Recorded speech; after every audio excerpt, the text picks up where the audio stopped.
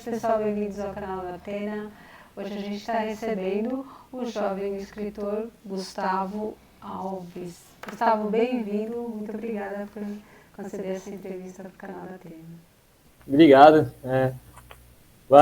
Boa noite, boa tarde, bom dia para todo mundo aí. É pior que é assim, né? Cada um tem um tempo.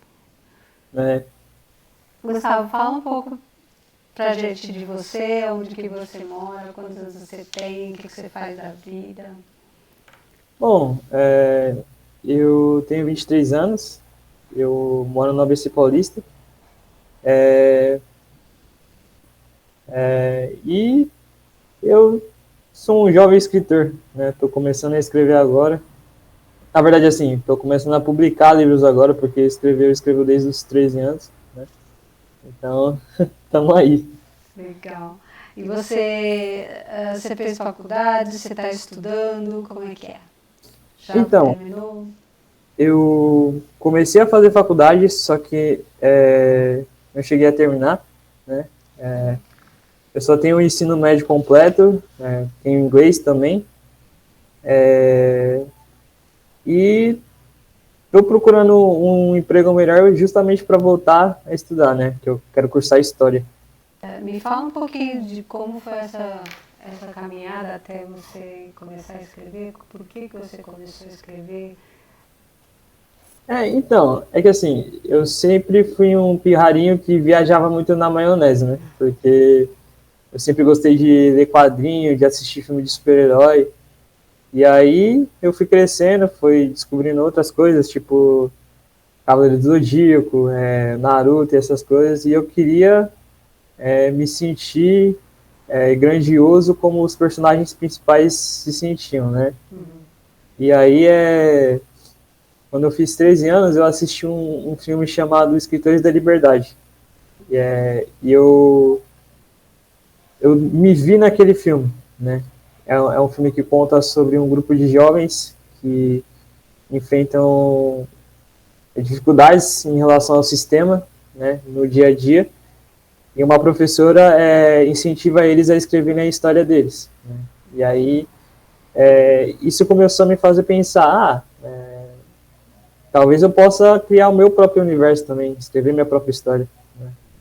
E aí meu professor, o Rafael Kolavich, que abriu as portas assim para mim, para a literatura, que foi ele lançou o livro dele, né, o primeiro São Paulo no Ar.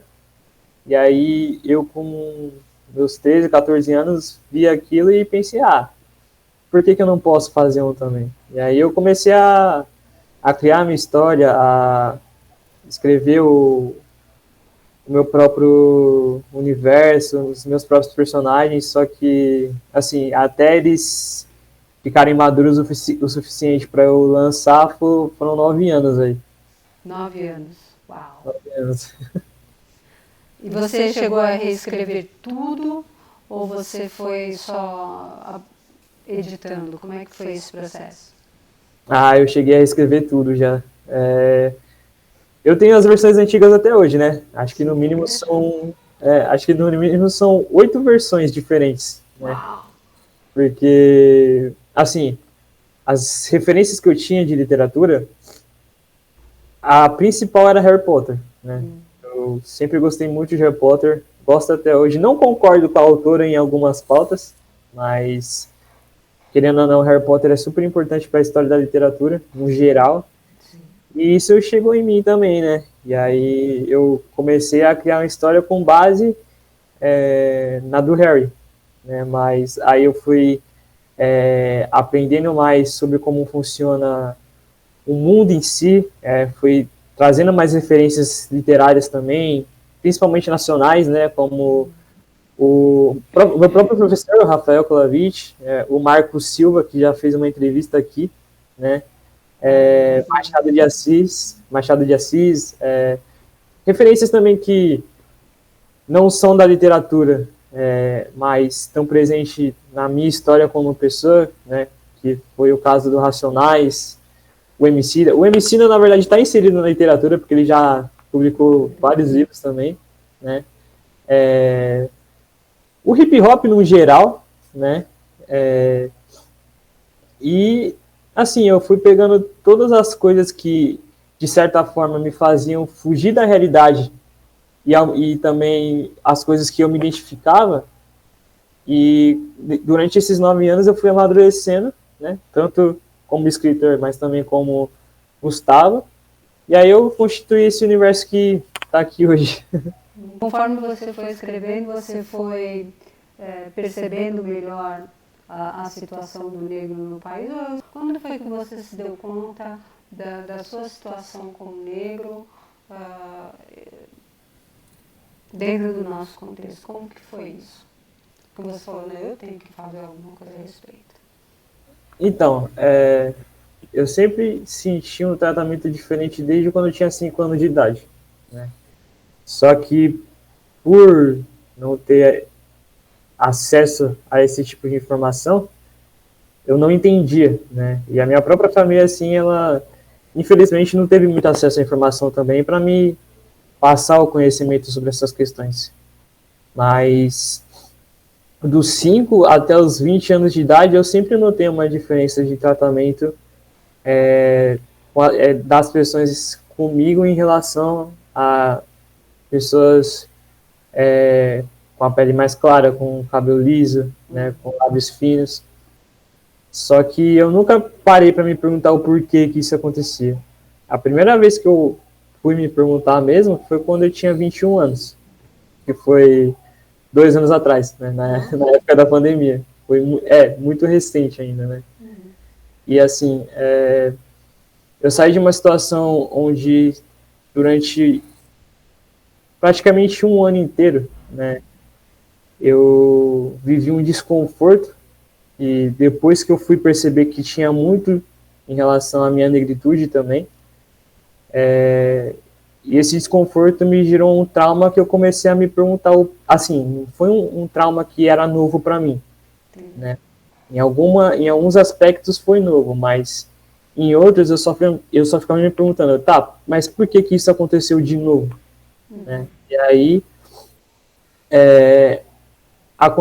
teve a morte do João Pedro, né, aqui no Rio de Janeiro, e uma semana depois aconteceu a morte do George Floyd e começaram os protestos antirracistas em volta do mundo inteiro, né? E aí, com isso tudo, eu comecei a me perguntar o porquê que isso acontecia. E eu fui atrás, né? Fui atrás, estudei, fui pesquisar, e eu cheguei até um vídeo do Malcolm X, que eu lembro até hoje, que ele fala, né?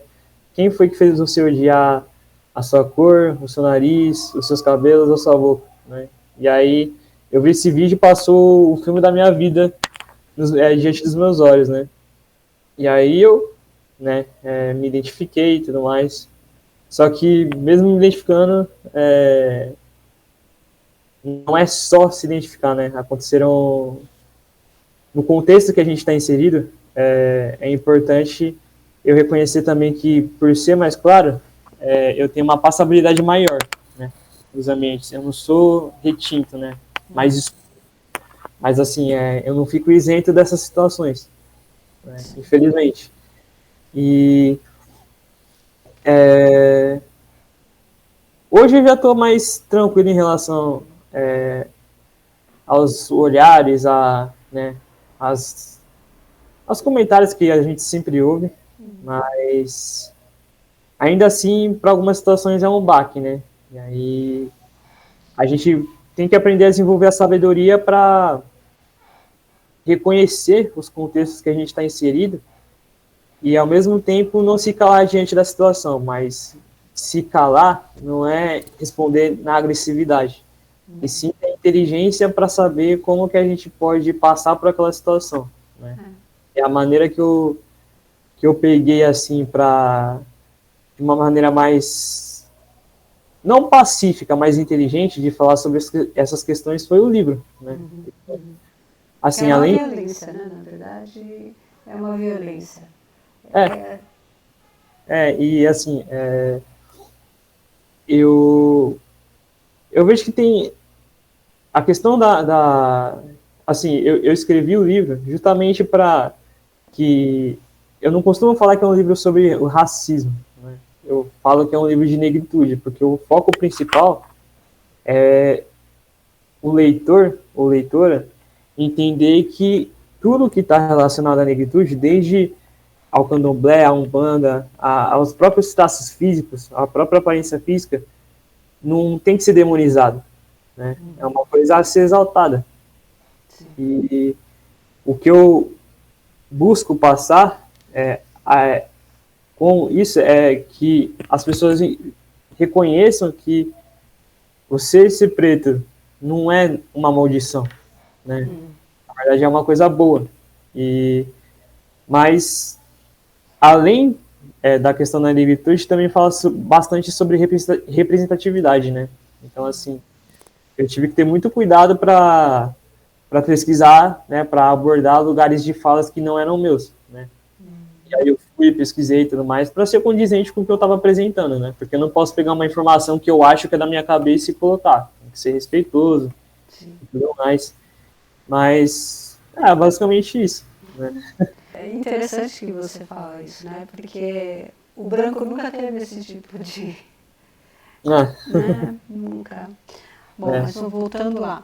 Então você lá com seus 13 anos começou a escrever, e aí o que você escrevia com seus 13 anos? Eu lembro que eu escrevia uma versão de mim como Cavaleiro do Zodíaco, né? Que eu era apaixonado por Cavaleiro do Zodíaco. Quem era seu favorito? Meu favorito era o Seiya, né? Eu sempre, porque assim, eu sempre, nos ambientes que eu frequentava enquanto eu crescia, né? Eu sempre fui o alvo, ou eu sempre fui deixado de lado, né? Eu nunca fui realmente o protagonista de algo. Eu só comecei a ser protagonista, assim, as pessoas só pararam para prestar atenção nas coisas boas que eu tinha, né? Quando eu comecei a desenhar. Acho que desenho assim foi o que começou a vir os elogios, né? Que eu não estava muito acostumado com elogios, né? E aí quando eu comecei a desenhar, geral vinha, ficou da hora, não sei o quê, faz um desenho pra mim, né? Que sempre tem um que fala, me desenha, faz um desenho pra mim. E aí...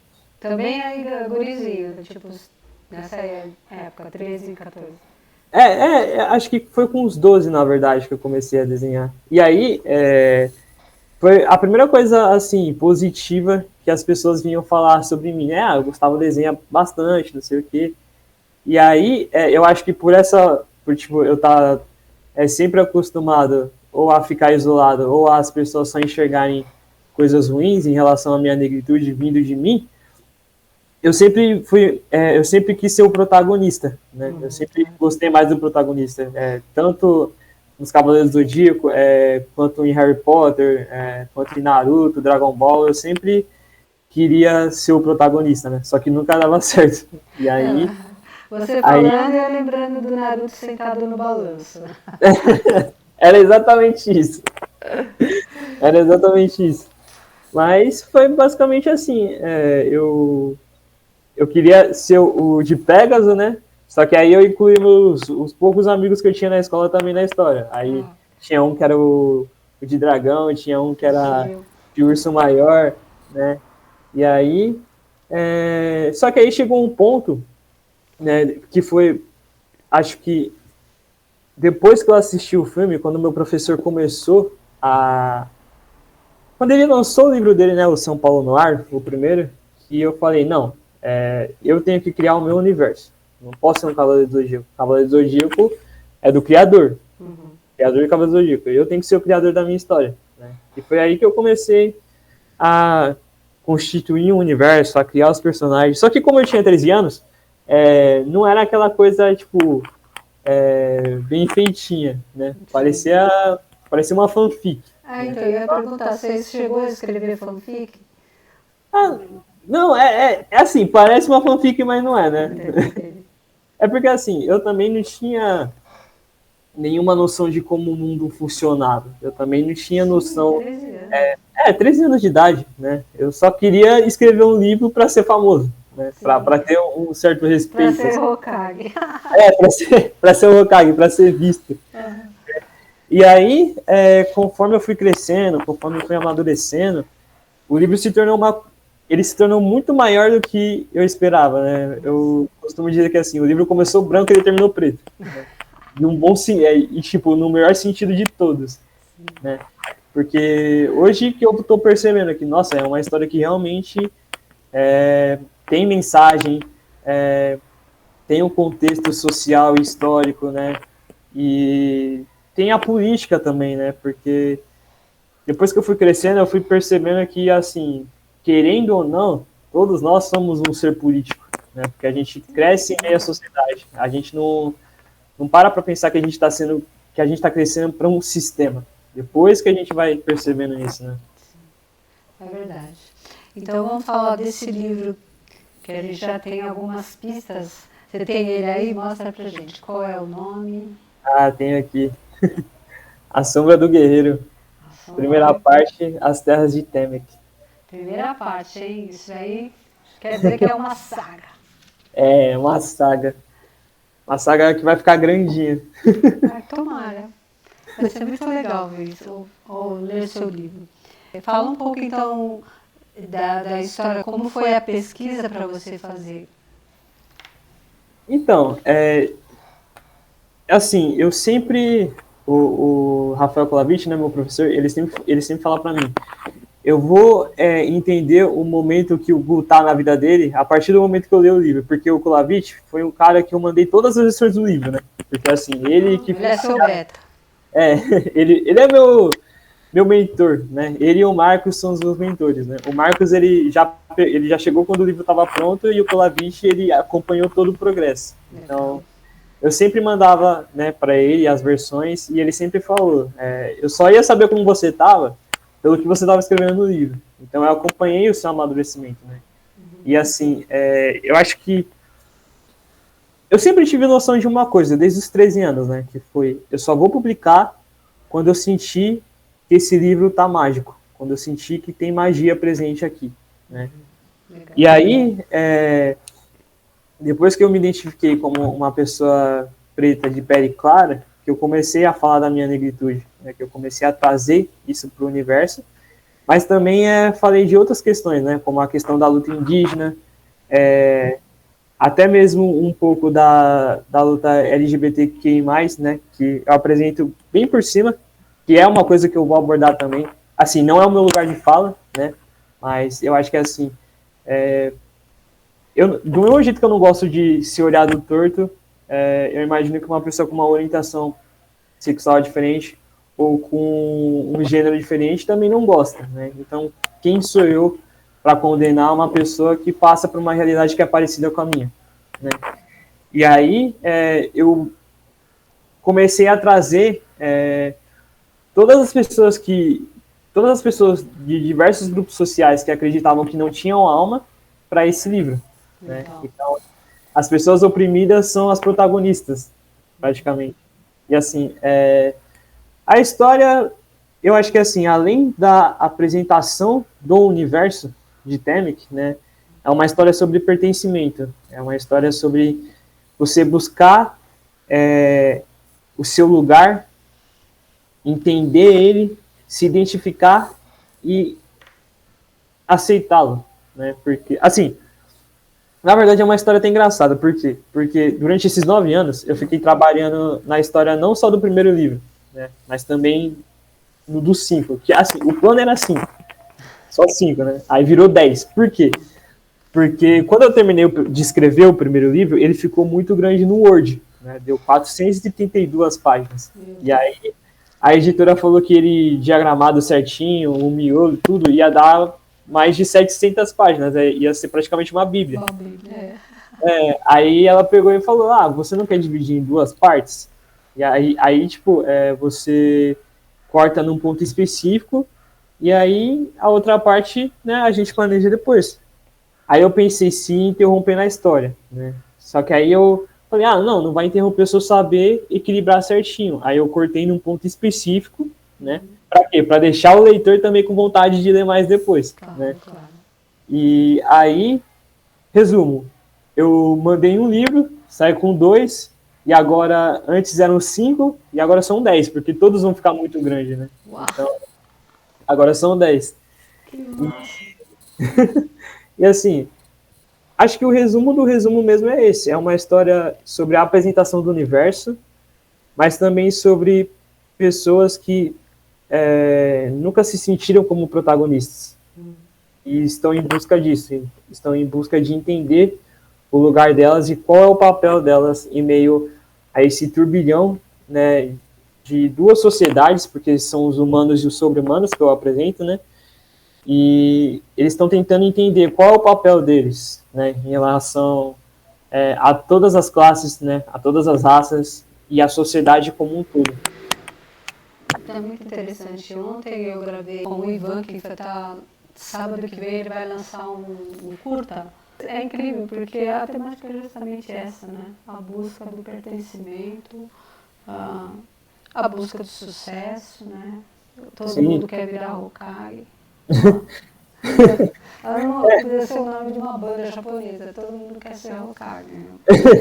É que assim, eu acho que as pessoas às vezes elas não entendem, né, que o movimento negro, todas as lutas sociais, na verdade, elas não têm o objetivo de deixar certo grupo assim e assim. Nós queremos ter essa igualdade, né? A questão de tudo olha, a gente está aqui, a gente existe e a gente é ser humano tanto quanto vocês. Exato. É o direito à sobrevivência, não? Acho que nem exatamente isso, não é nem a sobrevivência, né? É a existência, a vivência, né? A viver sem medo de esquecer o documento em casa, porque talvez você vai ser parado pela polícia, ou sem olhar no espelho e ficar questionando se o seu cabelo é bom ou ruim, né? Uhum. É crespo, é cacheado e é lindo do mesmo jeito.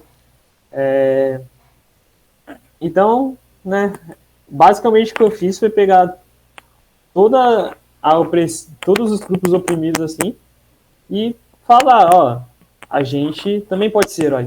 A gente, né, e assim, falando mais especificamente dos quatro principais, né, do Zu, da Nimue, da Sirene e do LP, eu costumo dizer que é uma frase que eu adotei assim para mim, né, sobre a saga inteira, que os heróis, eles vêm de lugares que você menos espera. E é um caso da minha realidade também, né? Porque pega, por exemplo, o Racionais. Para mim, eles são os heróis e ninguém imaginava que eles iam chegar onde eles chegaram. Né? O Emicida também é a mesma coisa. MV Bill é tudo na bronca, né? Tudo na raça mesmo, no sangue. Como é que você escolheu esses nomes? Principalmente Nimue me interessou muito. Como é que você chegou a esses nomes? Nimue é meu PName, meu heterônimo. Sério? Sim. Há uns 30 anos, pelo menos. Não, então, basicamente assim, como eu estava falando, né, o livro ele começou branco e ele terminou preto. Então, assim, eu até tenho o desenho aqui, mas acho que eu não vou conseguir mostrar, porque inicialmente todos os personagens eram brancos, né? Porque todos, né? Porque eu também não tinha noção, né? E aí. Você imagina o mundo de outro jeito, né? Você imagina o mundo do que estão te mostrando, e só nos mostram. Que é o que Harry Potter mostra, né? Que é o que a mídia, no geral, pelo menos quando eu era criança, mostrava. Então, por exemplo, o protagonista de um desenho, de um filme, de uma novela, eu sempre via como o cara branco. Né? E aí. A menos que ele fosse um cafajeste, porque aí se ele fosse um cafajeste, aí ele teria outras cores, né? Então, e isso é problemático também, né? E assim, eu. Né, assim, foi tudo de uma maneira bem. Como posso dizer? No tempo certo, né? Porque eu me identifiquei, aí eu trouxe a questão da negritude. E aí, entendendo a questão da negritude, eu também comecei a trazer a questão de outros grupos sociais que não eram meu lugar de fala. Por isso que eu tive que pesquisar, né, para ser condizente, apresentar. Só que aí eu tava, né, enquanto eu escrevia, eu falava de samba, de pagode, né, e o livro se passava na Inglaterra, né, inicialmente se passava na Inglaterra, aí eu fiquei, mas espera aí, não faz o menor sentido eu estar falando de samba, de pagode, de rap nacional, e eu tô falando da Inglaterra, Aham. o que eu tenho da Inglaterra? Eu nunca fui para Inglaterra, eu sempre morei, né, aqui no Brasil, na ABC Paulista. Então, como que eu tô falando da Inglaterra? E assim, é um livro brasileiro. Você sente na essência que é um livro brasileiro. Aí eu peguei e falei, não, isso aqui não vai se passar na Inglaterra, vai se passar no Brasil e vai se passar em São Paulo, né? Que é onde eu conheço mais. Só que, e esses protagonistas? Né? Porque assim, os nomes deles, né? O Zu era Tommy, a, a Serênia era Sophie, é, a Nimue era Jenny e o LP era Owen. Aí eu peguei e falei, não, isso aqui tá muito europeu para esse livro brasileiro. E aí que comecei a fazer. Como eu comecei a parar, prestar atenção na personalidade de cada e na história de cada. Né? Por exemplo, o Zu. O Zu ele é protagonista, né? Ele é um menino preto retinto. Só que eu não queria que fosse um nome miscigenado no Brasil. Eu queria pegar um nome africano, né? E aí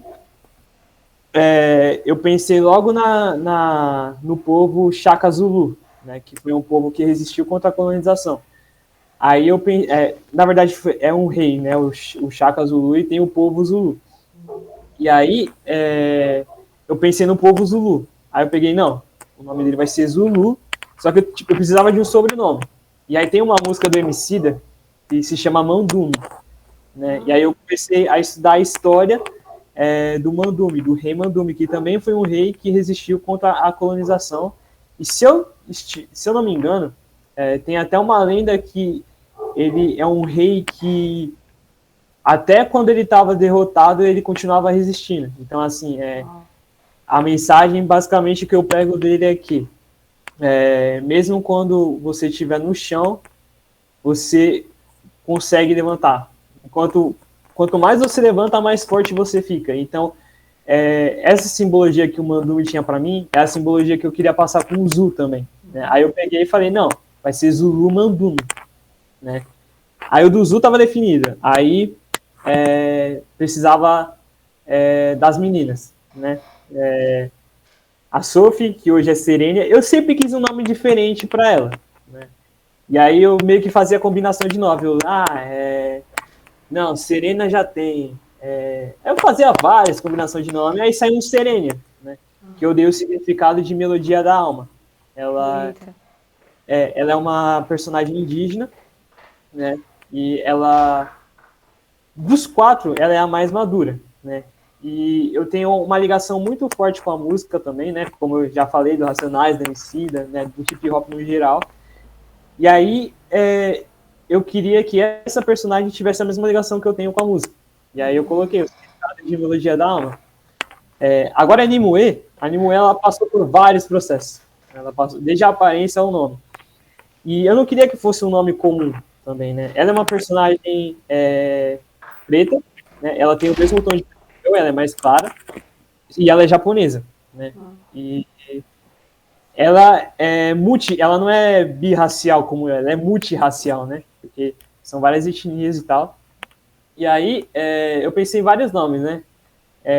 Jennifer, Jenny, Naomi, Naomi. E aí eu sou super fã da mitologia do Rei Arthur, né? Tem muita inspiração na maneira que eu... nas minhas histórias mesmo, né? Na história desse universo. E aí tem a lenda da Dama do Lago, né? Da Nimue. E aí eu pensei muito no efeito sonoro que esse nome tem, né? Nimue. E eu gostei muito, né? E assim, meio que com a história da Nimue, é meio que uma ressignificação, né? Enquanto ela, na lenda do Rei Arthur, ela dá a espada pro Rei Arthur pra ajudar ele, a Nimue, ela não precisa que deem espada pra ela. Ela mesma é a própria rainha dela, sabe? Então, ela mesma é a própria espada dela. Porque ela é uma personagem muito forte, assim, uma característica muito forte que tem dela, desde os primeiros livros, né, é que ela quer ser muito independente. Então, Sim, eu meio que peguei a lenda da Dama do Lago, né, da Nimue do Rei Arthur, e ressignifiquei, tipo, eu não sou a menina que vai dar a espada pro cara ser o rei. Eu vou pegar a espada e eu vou ser a minha rainha, né, que é o caso da Nimue. E aí, o Hashimoto, eu pesquisei sobre o nome japonês e tal, e eu escolhi Hashimoto por ser condizente, tipo, o significado de Hashimoto eu não vou lembrar no momento, né, que não, é muita coisa para lembrar também, né, então, Lógico. E mas eu aí escolhi você esse sobre. pesquisa e fica ali na hora, né? Sim, sim. Agora, o LP, por exemplo, o LP foi o único personagem que, desde o começo, ele não mudou, né? Tipo assim, a personalidade dele, as características físicas, né, ele não mudou. Por quê? Porque o LP, ele é o único branco do rolê. Ah, E, tipo assim, dos protagonistas, né? tá. E eu lembro que Eu quando... já ia falar assim, porque ele é você, tipo assim.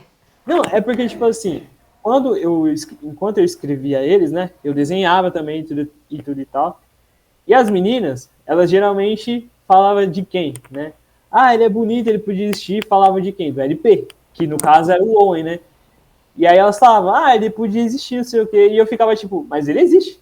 Ele também tem coisa minha. Né? Ele também tem partes minhas. Porque eu Claro. costumo dizer que cada um dos protagonistas tem uma parte minha, né? Sim. Só que assim, não fazia sentido, né, para elas eu falando que ele existia, porque elas olhavam para mim e eu não tinha nada a ver com ele fisicamente, né? E assim, o LP eu sempre tive noção que ele seria brasileiro, né? Ele foi o único personagem que realmente a única coisa que mudou foi o nome. E aí eu até fiquei pensando nisso depois, pô, por que que ele é o único que eu não mudei?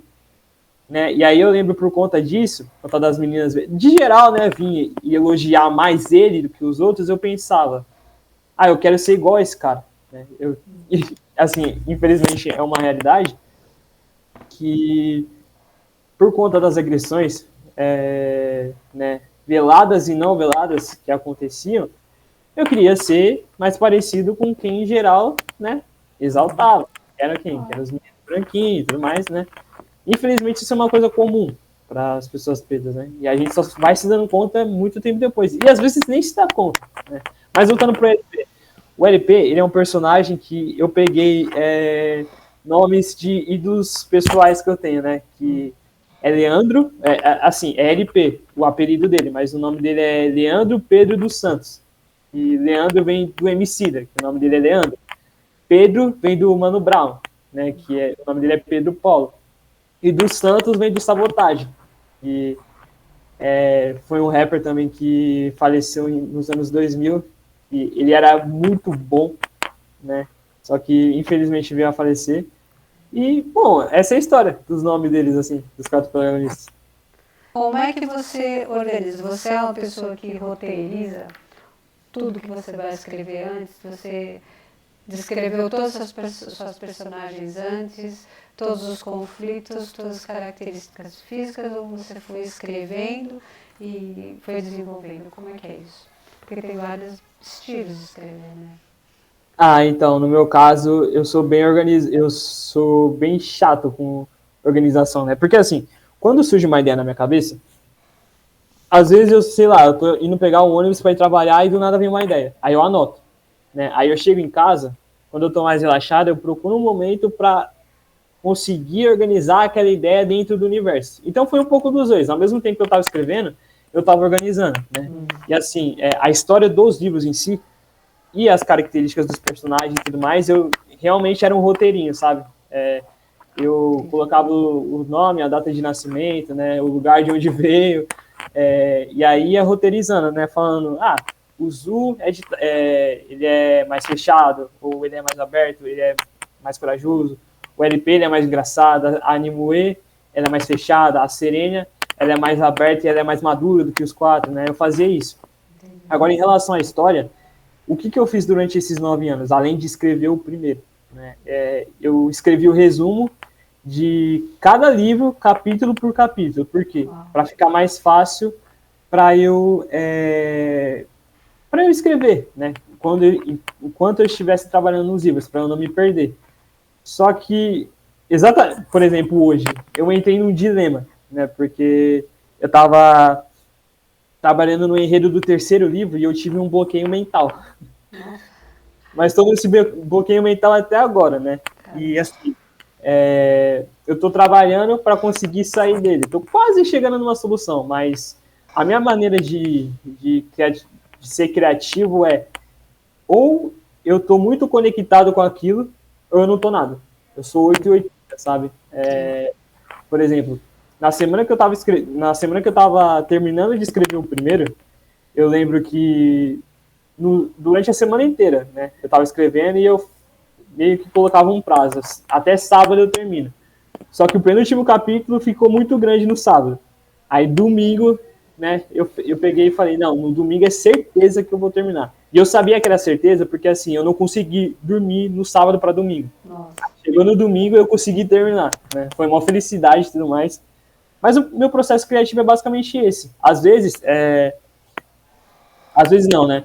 Quando eu quero apresentar um lugar de fala que não é meu, ou um cenário, né, para imaginar, eu pesquiso, né?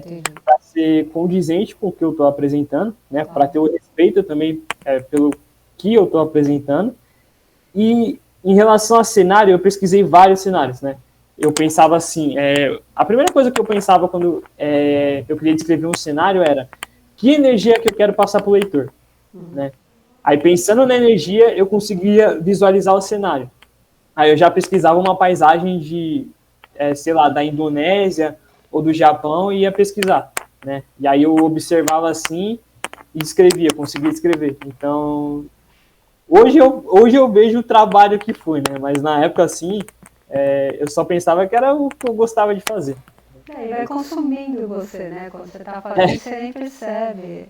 E aí você tem toda essa parte visual, né? Sua conexão com o mangá. Você faz essa descrição, tipo mangá no livro, você descreve fisicamente em detalhes, roupas, apetrechos, assim, porque o mangá é sempre muito rico, né, cara? Então, eu descrevo bastante. Assim, eu sou muito seletivo com a descrição também, né? Porque tem personagens que eu realmente quero que as pessoas se deem conta de como eles são, né? No caso, os protagonistas e alguns coadjuvantes, né? Que vão ser e são importantes para a história. Mas tem outros personagens que eu não descrevo, né? Tem outros personagens que eu só quero que o próprio leitor imagine como eles são, né? E até uma jogada também para perceber qual é o padrão de personagem que está implantado na sua cabeça. Porque, falando de um capítulo específico, né, que tem um capítulo chamado... Esqueci até o nome do capítulo. Peraí, deixa eu ver aqui. Não, o nome é O Debate Social, né? E, assim, fala muito sobre as questões sociais dos dois mundos, né? Do mundo dos humanos e dos sobre-humanos. Nesse capítulo em específico, até essa altura do capítulo, as pessoas já sabem como é a aparência do Zu, da Nimue, da Serene e do LP. Mas dos outros personagens, elas não sabem como é que é. Né? Dos personagens que estão debatendo contra eles. E aí a minha jogada é exatamente essa. Como que você imagina esses personagens? Qual é, sabe? O que está implantado? E a ideia, né, de tudo isso é exatamente atiçar a curiosidade do leitor. Por que eu imaginei ele assim? Por que isso realmente existe? Isso que ele está apresentando existe? Sabe? Atiçar a curiosidade para ir atrás. Isso é muito interessante. A gente sempre traz os nossos padrões, né, baseados nas nossas experiências e traumas. Então, quando você meio que descreve só um personagem, a gente preenche o resto com esses traumas e essas coisas. Sim. É muito legal. E aí, você falou que começou a fazer o livro por conta do professor, foi isso? Foi uma série de coisas, na verdade, né? O meu professor, na verdade, ele só abriu as portas da literatura para mim. Assim, literalmente, porque a editora que eu publiquei, quando eu tinha 16 anos, ele escreveu um livro chamado As Colinas da Coroa do Sol, né? E ele pediu para eu desenhar, para eu fazer 10, 11 desenhos, se não me engano. E aí, assim, como eu era menor de idade, né? Meus pais tiveram que ir junto para assinar o contrato e tal. E aí, ele já aproveitou para me apresentar para a editora, né? Para a dona da editora que eu escrevi. E aí eu já fui contando a história, né? Mas assim, a história que eu contei no dia, né? Que a gente assinou o contrato e tal, já era totalmente diferente da história que é hoje. Então você publicou por essa editora aqui lá atrás? Sim, a Garimpo. Uau, que legal! Não, é porque assim, quando eu terminei de escrever, eu já queria saber, já queria ter um feedback, né? Por exemplo, o meu professor, ele deu e ele gostou bastante, né? Tem um amigo meu também, o Matheus Magalma, Matheus Magalhães, na verdade, só que eu chamo ele de Magalma.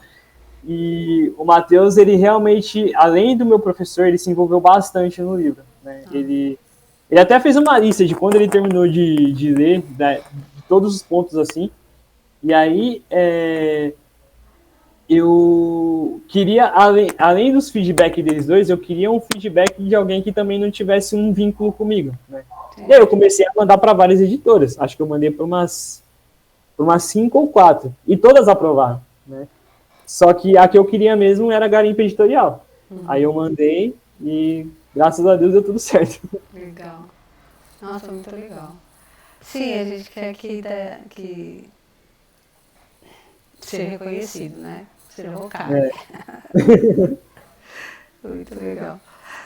Eu te falo que essa é muito difícil. Aí voltando nessa parte de edição, ficou por conta da editora mesmo?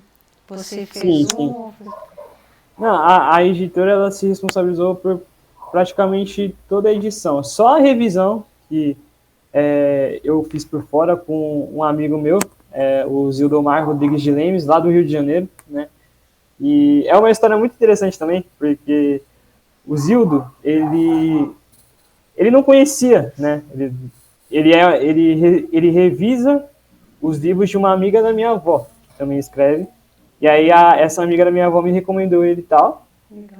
E aí eu tava muito receoso, né? Porque eu falei, agora eu vou ter um feedback de verdade, né? Agora, assim, não que o do Colavich e das editoras ou do Matheus não contassem, mas o Zildomar, ele era o revisor e, assim, ele não tinha nada a ver com o contexto do livro, né? Ele não acompanhou. E aí eu pensei, ou ele vai gostar muito, ou ele vai odiar. Por quê? Porque ele é branco, né? Ele é branco. E aí eu pensei, ou ele vai gostar ou ele vai detestar, né? Assim, não que eu xingue pessoas brancas no livro, tá? Não é isso, eu não faço isso. Só que assim, eu deixo o que é real ali sempre mostrado, né? Eu não fico fazendo média, nem passando pano, nem nada. Entendi. Aí ele falou pra mim assim, acho que eu vou demorar mais ou menos uns 15 dias, e aí quando eu estiver revisando, eu vou te mandando mensagem, vou te dando sugestão e tal, e a gente vai se ajudando. Eu falei, não, beleza. E aí foi assim, ele mandava um feedback, né, dava sugestão de determinado parágrafo e tal, né. E aí quando ele terminou, ele falou assim, eu posso te ligar? Aí eu peguei e pensei, vixe, lascou. Ele vai meter bronca. Aí eu falei, pode, mano. Reescreve tudo. Aí ele me ligou e eu tenho até áudio, inclusive, né, dele falando. Ele já mandou feedback do tipo, cara, eu já vi vários filmes, várias séries de livros que viraram filmes na Netflix, e o seu tem essa capacidade. O seu livro é um livro que eu já imagino como um filme, assim. E na hora que ele falou isso, eu já fiquei, eita, o negócio tava bom mesmo. Mas ele também falou coisas do tipo, cara, eu tô falando do seu livro pra minha noiva, sabe? Tá muito bom. Ele falou, essa não tem como esquecer, que ele falou que ele já corrigiu mais de 100 livros. E de longe o meu foi o melhor. Aí eu falei, não é possível. Não é possível, né? Tá muito errado isso aqui, né? Mas ele não tem, como ele não estava dentro do teu círculo, não tinha muito. Então, aí eu já pensei, mano, não, tá Só que é surreal, né? Um cara que, assim, ele não tá, ele não é o ponto principal, né? Ele não é o ponto principal da história. E ele não tem nada a ver com, ele não tinha nada a ver comigo, pessoalmente. Né? Ele só realmente estava fazendo o trabalho dele. E ele falou que está muito bom. Então, assim, prova que o trabalho que, né, foram 9 anos, né, mas foram 9 anos que eu realmente me esforcei e me dediquei para sair do jeito que eu queria lá quando eu tinha 13 anos, né? Que era mágico. Então eu acho que eu consegui alcançar esse objetivo. Nossa, isso é assim, uma satisfação incrível, falo a verdade. Maravilhoso. É surreal. É surreal, eu acho que sim. Como são as mulheres nos seus livros? As mulheres? Você já falou da Nimue, principalmente, que ela né, é uma pessoa que foi e vai buscar o seu próprio caminho, né, a sua própria força, e as outras mulheres? Então, tem a Hank também, que ela é uma menina sobre-humana indígena, né? Ela não vem do mundo dos humanos, ela é dos sobre-humanos. E o contexto, né, é totalmente diferente da humanidade. E ela é uma personagem que entra em conflito com eles quatro constantemente, mas por vir de uma outra realidade. Né? Então pode-se dizer assim que no começo ela é antagonista, só que você vai perceber que ela não é uma antagonista de verdade, ela tá mais para uma anti-herói. E aí conforme vai aparecendo as histórias, você vai percebendo quem ela é de verdade. Ela só é uma pessoa que absorveu tudo que ensinaram para ela. Ela não é uma pessoa que é assim porque porque ela nasceu. Ela foi transformada e ela vai passar por várias transformações, né? E ela é uma personagem bem forte, né? Ela tá sempre buscando ser a melhor. Por isso que eu acredito que ela e a Serena conflituam muitas vezes, porque as duas sempre buscam ser a melhor, né? Tem a mãe a mãe do Zu também, mas em relação à família do Zu, eu dou é bem por cima que eu apresento mesmo, mas ela é bem presente, né? Ela é bem acolhedora. Tem a mãe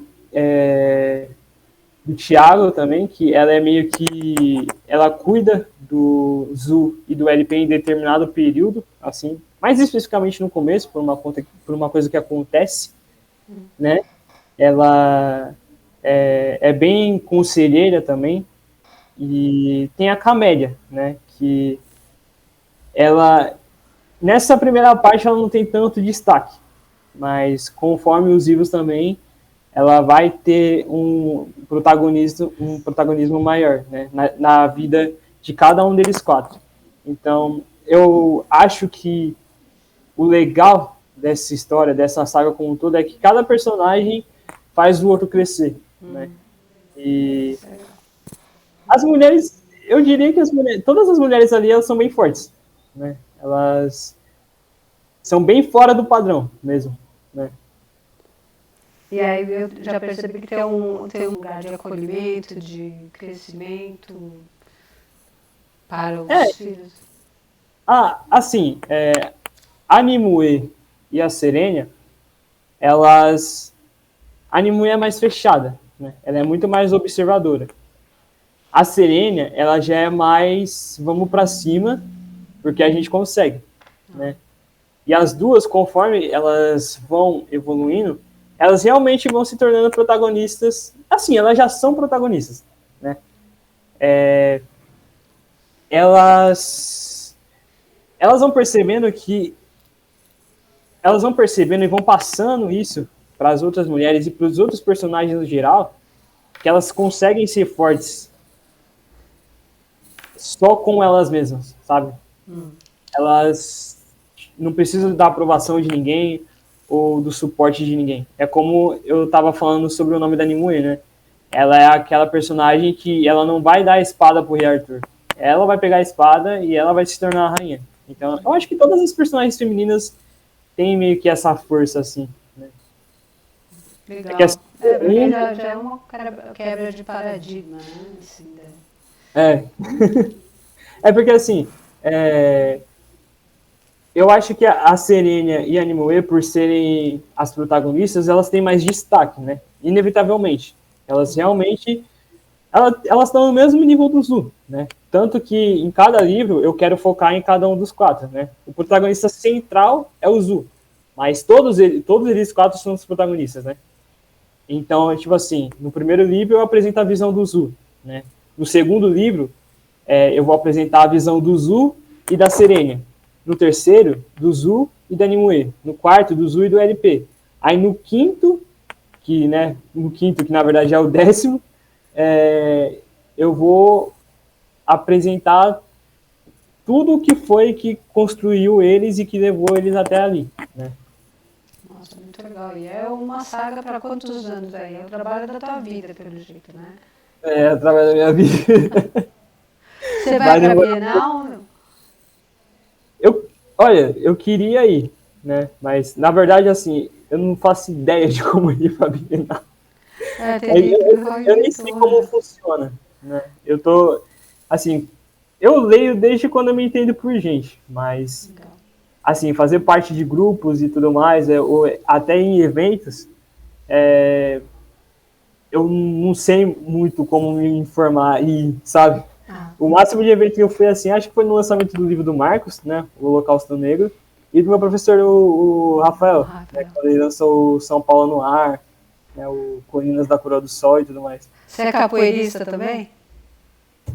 Eu tô querendo ser, viu? Depois que eu li o Capoeira Liberdade do Marcos, eu tem um negocinho na minha cabeça que tá falando, vai procurar um grupo de capoeira, vai procurar um grupo de capoeira. Você sabe o que? A capoeira lida muito com música, né? Sim. A música é... E a própria movimentação do corpo vai te trazer um outro tipo de liberdade, para ser uma expressão. Então você é uma outra porta que você abre, né? Sim, sim. É a famosa capoeira liberdade, né? Como já dizia o Marcão. É verdade. Marco fantástico. Você tem um autor favorito, já que você lê desde criança? Um autor favorito? Olha, eu tenho vários, na verdade. É difícil escolher um, né? Nacional, Machado de Assis, né? Que é o pai da literatura brasileira. O próprio Marcos e o próprio Rafael, né? Que são os que eu tenho mais próximos, assim. Eu gosto muito do Emicida também, porque para mim ele vai além de ser um músico, né? O Mano Brown também, o Coruja BC1 também, que ele é um MC de rap. Né? De onde que ele é, você sabe? O Coruja? O Coruja, ele é de Osasco. Ele é do hip hop também. Ele é MC, né? Ele canta. E, tem o Rick Riordan também como referência. O Lance Hughes também, lá dos Estados Unidos, que tem uma frase dele que eu gosto muito, que é quando ele fala negros, humildes, dóceis e gentis, cuidado com o dia que eles mudarem de ideia. Né? É muito forte assim essa frase, me impactou bastante quando eu vi. É escritor negro, ou não? Ele é. É difícil listar, tem um monte, sabe? Mas acho que os principais assim que me marcaram bastante foram eles, né? Sim. Tem alguém que você revisita sempre, algum autor que você acha que está na sua escrita?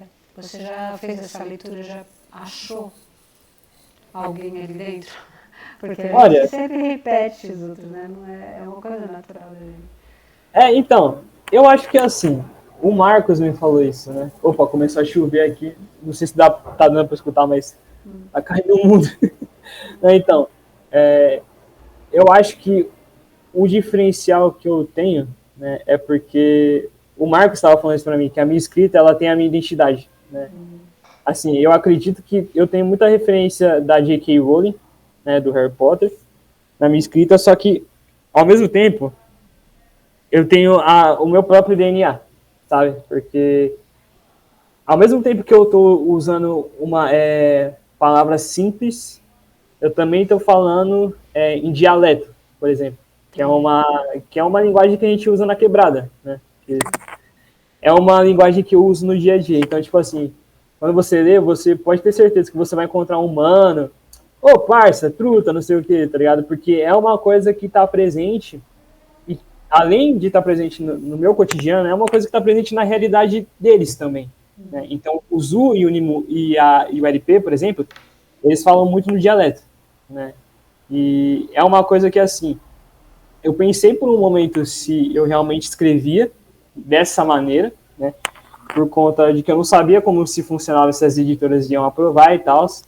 Só que eu falei, não, é o meu livro, é a minha identidade. Eu tenho que apresentar o que me deixa confortável, não o que deixa o outro confortável, né? Aham, Então, eu meio que acabei criando meu próprio DNA, assim. Eu fui misturando todas as coisas que, né, me incentivaram, me abriram a minha mente, né? Tanto a minha mente quanto a minha imaginação. E eu fui criando meu DNA, né? É uma coisa que o Marcos falou, que eu gostei muito, né? Que ele falou, eu vejo, dá para ver você na maneira de escrever. Né? Então, eu acho que eu criei o meu próprio DNA. isso é também bem difícil, viu? Como é que é a divulgação desse livro? Como é que é a distribuição e a divulgação? Você que faz, eles que fazem, eles te ajudam? Como é que é? Então, a única coisa que foi por fora, né, foi a revisão, né, que foi o Zildomar que ele fez. Mas, assim, em questão de divulgação, quem faz sou mais eu do que a própria editora. Né? Só que, assim, eu também estou dando umas vaciladas porque eu não estou divulgando muito. Né, É porque bastante coisa para fazer também, viu? é, tem que lidar com o capitalismo diário, aí tem que ir trabalhar, aí, né? São coisas. Mas também eu tenho que procurar fazer mais estratégias para, né, marketar o livro. Mas eu vou em busca disso ainda. Por enquanto eu só estou fazendo as lives no Instagram mesmo, né? Já fiz, na verdade. E acho que é assim, né? Quem tá mais divulgando mesmo sou eu, tá no meu Insta. Não, é que eu só tenho o Instagram, mas, né? Então tá tudo ali no meu Insta. Você fez lançamento desse livro em algum lugar? Não fiz. Noite de Não, autógrafo? fiz não. Como Eu tem que tava. fazer? Não, é que eu tenho vergonha, sabe? Eu Ah, tenho. então isso é um exercício que você tem que fazer. Na É, verdade, conforme você vai fazendo, você vai se tornando mais fácil. Legal. E aí, onde que as pessoas podem comprar o seu livro?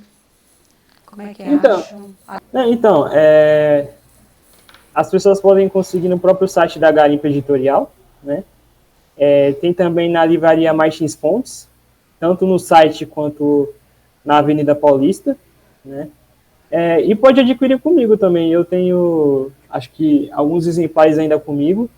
E também tem a barbearia que eu vou cortar o meu cabelo, que eles são super parceiro meu e, né, da mesma quebrada e tal, aí eles querem ajudar, né? Estão ajudando, na verdade, que eu deixei alguns exemplares com eles, e aí fica na Rua Dominicanos, em Santo André.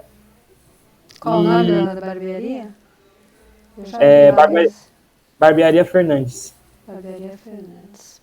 Se você quer sair com consciência racial, você compra o livro, e se você quiser sair mais bonito com o corte, pode colar na Barbearia Fernandes. Legal. Tá bom. Eu depois vou colocar tudo na descrição do vídeo e tal. Uhum. Acho que o que eu gostaria de acrescentar, assim, é que esse livro é um livro que fala de temas que as pessoas não estão acostumadas, né? E, assim, o que eu digo para geral é que se quer ler, beleza, só que vai com a cabeça aberta, né? Vai não com o objetivo de já ir com um pré-julgamento, mas sim se mantenha disposto a abrir os olhos, né, para a realidade que às vezes você não vê. Você mesmo estava falando no começo, né, Vi, que tem muitas pessoas negras que às vezes elas não se identificam, né, que elas não aceitam, e às vezes elas passam a vida inteira sem se identificar, sem aceitar, sem entender. Mas eu também não julgo, assim, eu não julgo elas, sabe? Na verdade, é porque eu entendo o ponto Até porque eu, durante 16 anos da minha vida, também fui assim. Eu procurei entender. E também é uma maneira de você sobreviver, né? Porque, assim, quantos casos a gente vê de pessoas negras que sofrem racismo diariamente e elas tentam gritar, tentam mostrar, mas muitas vezes a narrativa se muda e elas passam a ser as vilãs, sabe? Então, é uma maneira de sobreviver. Então, assim, quando se trata do racismo estrutural no geral, eu não coloco na conta das pessoas pretas. Por quê? Porque elas mesmas são vítimas, sabe? Elas têm que procurar uma maneira de sobreviver a isso e muitas vezes elas só aceitam a realidade que é imposta, né? Então, tipo, o que eu sempre busco com os meus, né, com as minhas irmãs, com os meus irmãos, é fazer, ó, é assim, assim, assim. A gente não tem um manual de como que é ser negro no Brasil, né? A gente aprende vivendo e muitas vezes, geralmente, quando a gente aprende vivendo, não vem de uma maneira boa. Então, o que eu tento sempre fazer é orientar, é mostrar as cartas, mas eu deixo a pessoa chegar na própria conclusão sozinha, né? Assim, independe de mim o que ela vai fazer com o conhecimento que eu estou passando. Eu não sou responsável por isso. A minha parte eu faço. Então, assim, com as pessoas pretas, eu sempre quero dar suporte, eu sempre quero orientar, né? Agora, com as pessoas brancas, sinceramente, eu não tenho muita obrigação, né? Eu não tenho que ficar explicando nem nada, porque assim, o que eu penso, não fui eu que criei isso, não fui eu que criei o racismo estrutural e para a ascensão de um sistema capitalismo. Isso quem fez foi os seus ancestrais, tipo, você tem que ir atrás. Assim, eu recomendo o livro, né, eu posso postar um vídeo, mas eu não vou ficar lá insistindo numa ideia, eu vou ficar justificando ou ficar insistindo numa ideia, porque eu não tenho essa obrigação. A minha obrigação, né, é com os meus. Então, assim, outra coisa que eu tenho para passar também é que se você está começando a escrever, faça com a sua identidade, né? Faça sendo condizente, independente da temática, se é fantasia, se é biografia, faça uma coisa que faça sentido para você, né? E agora outro recado que eu tenho mais para os meus, né, para os pretos e para as pretinhas, é que, por mais difícil que pareça, a nossa história, né, ela não é feia, ela não é errada, ela não é criminosa. É o contrário de tudo isso, né? A gente tem que pensar que a gente veio de uma longa linhagem de reis e rainhas, né? E a gente tem que usar isso como força para encarar as dificuldades lá fora. E principalmente para não esquecerem que acima de qualquer coisa a gente é ser humano. A gente vai errar, a gente vai acertar, e tá tudo bem a gente sentir as coisas intensamente ou não sentir, sabe? Nós somos humanos. Então, o recado que eu tenho para passar é esse, quando você se sentir perdido ou perdida, né, e ficar se perguntando, se questionando quem você é, aonde você pertence, ame sua negritude, né? Fazendo isso, você vai saber quem você é e você vai se sentir completo, né? Que é uma frase do Colin Kaepernick que ele fala, né? E essa frase também marcou bastante assim a minha vida. E eu acho que é isso. Quero agradecer o convite da Atenas. É uma honra estar aqui, de verdade. É minha. Desculpa qualquer coisa também. Imagina, o quê? Muito obrigado, de verdade, Viviane. Não, imagina, para mim é uma honra. Eu estou recebendo você antes de você ser o sucesso enorme que você vai ser, tenho certeza. Nossa, porque eu sou pioneiro, né? Eu sou pioneiro, né? Eu acho, eu nunca vi. Eu realmente nunca vi. Então, eu fico muito feliz, realmente. Não é um orgulho, aqueles orgulhos babacas, mas é um orgulho assim, humano de estar. Eu acho que é uma bênção quando a gente consegue partilhar momentos assim com pessoas especiais. Eu acho que você é muito especial, o Marcos é muito especial, a Aline Peruto, Graziela, são pessoas muito especiais. Então eu sou muito, muito grata mesmo por ter partilhado esse momento com você. Mas eu esqueci de perguntar uma coisa fundamental: quando é que saem os próximos? Então, não, a segunda parte ela já está praticamente pronta, né? Eu só tenho que escrever 4 capítulos só. Agora, como eu falei no momento aqui, eu estou num bloqueio mental em relação ao terceiro livro, que conta a história da Nimue, né? Eu tenho que organizar certinho para saber não só a história dela em si, mas também os personagens que vão se relacionar mais com ela nesse terceiro livro e tal. E assim, eu tô Olá, num eu vou bloqueio. estar de olho, você está mexendo com uma parte importante de mim. Então, não, e a Nimue, eu tô num bloqueio. Ela é a que mais eu tenho um bloqueio mental, assim, né? De todos os personagens, foi a que eu mais tive dificuldade, assim, em criar e tal. Mas eu creio que eu tô chegando numa resposta aí, né? Logo menos, se Deus quiser, a história do terceiro livro já tá redondinha. É porque, assim, cada livro, o anterior tem consequência no próximo, né? Então, Sim. eu tô tomando muito cuidado, né? No que eu vou apresentar no terceiro, pensando também no quarto e no quinto, né? Então você já está escrevendo o terceiro, ou não? Assim, eu tô trabalhando no enredo, né? Na história do terceiro. Agora, a segunda parte do primeiro e a primeira parte do segundo eu já tô escrevendo. A segunda parte do primeiro faltam 4 capítulos. E eu já comecei a primeira parte do segundo. Né? Mas bom, se tudo der certo, logo menos aí já vamos ter uma segunda parte, né? Mas você não tem data ainda, né? Não, ainda não. Eu só tenho que terminar. A primeira coisa que eu tenho que fazer é arrumar o enredo do terceiro livro, né? Enquanto eu não terminar o enredo, eu não consigo trabalhar nos livros em si. Então eu vou terminar o enredo do terceiro livro primeiro, né? E aí eu posso o que você faz para te ajudar? Você lê livros? Como é que você lida com isso? Como é que você está lidando nesse Com o momento? bloqueio, eu leio livro, eu leio bastante livro para atiçar mais a minha imaginação, sabe? Eu assisto filme, né? E vou para prestar atenção em coisas que eu não prestava na minha vida mesmo, no meu cotidiano. Porque talvez aquilo que eu não prestasse atenção pode ligar uma lâmpada, né? Falando, não, ó, isso aqui pode se modificar assim e encaixar aqui. Né? Então, por isso você devia jogar capoeira, ficar de ponta cabeça lá uns minutos. Tá bom. Tá bom? Muito obrigada, foi muito legal falar com você. Espero que você volte aí daqui a pouco, logo menos, como você fala. Logo menos você traga o segundo livro pra gente conversar mais, tá bom? Não, pode crer que logo menos ele tá aí nas pistas, tá aí na cena. Legal. Obrigado, Viviane, de Obrigada a verdade. você. Tchau. Tchau, tchau.